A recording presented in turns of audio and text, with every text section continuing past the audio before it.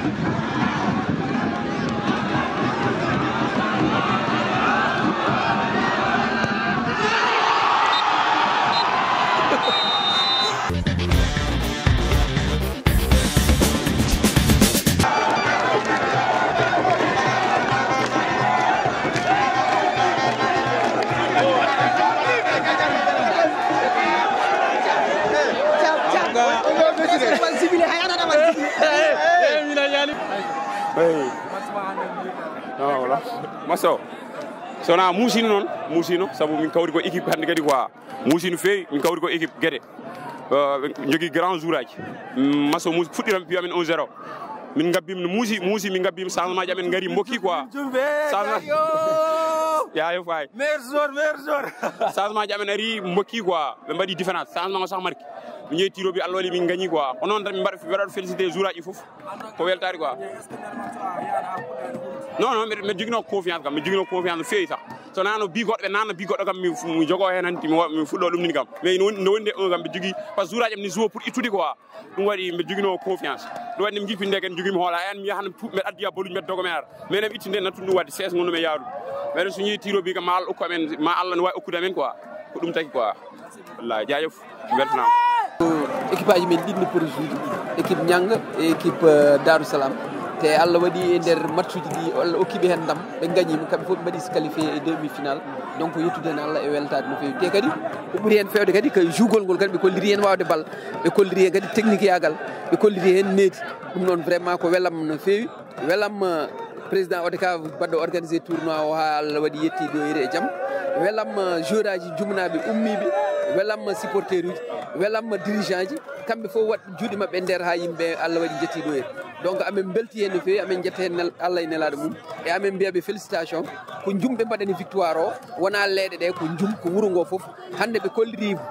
ɗo jum tolni e banggue football e nder département de Podor ɗum ko ɗum wono welam ko yimɓe fof mbaɗata ɗum resentide amen jettaɓe amen mbaɗaɓe félicité amen ñagonoɓe bonne continuation amen jetta aussi kala mo gandanɗa hoore ma waɗi hen junggo mum e nder organisation ummorade mairie o ha e ministre o e kamɓe fof goto fof waɗi hen junggo mum amen jettaɓe hen no fewi Allah jarama ɓe jarama donc amen dokka président ODCAV par ce que kanko waɗi tournoi o kanko waɗi ɗum piloté ha yetti ɗo donc kankone amen mbaɗatmo félicité e amen jii hen darde makko e kala ko gandanɗa hoorema ene fota wonde ko fota rewde lawol ha équipe aji jumɗi mbawa wonde dans de bonnes conditions omo daari hen ko suuɗi ko feewi donc amen jettamo hen no fewi Allah jarama o jarama merci président